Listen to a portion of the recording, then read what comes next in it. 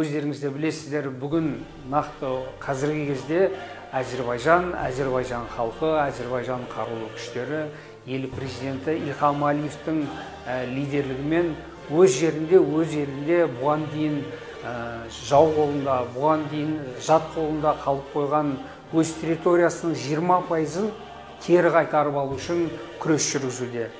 Мамандар мұны антитеррорлық операция деп те бағалауда. Менің ойымша, Әзербайжан осы операция шеңберінде өз әскери күш-қуатының жаңа деңгейін, жаңа белесін көрсету арқылы бұған дейінгі жалғасып келген ескі кезеңге нүкте қойып, оны тоқтатып, бұдан кейін басталатын жаңа кезеңнің, жаңа дәуірдің қақпасын, іргесін аттап, жаңа дәуірдің тұсауын кесіп отыр деп ойлаймын. Бұл дәуір меніңше жаңа бір тұтас Әзербайжан дәуірі болады деген үміттемін және сенімдемін.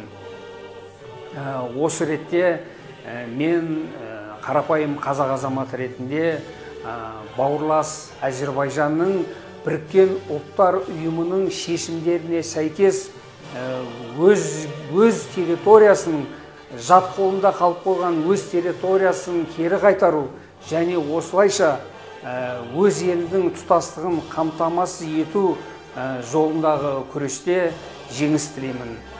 Құрметпен, Нұрғали Жүсіпбай бауырларымыз.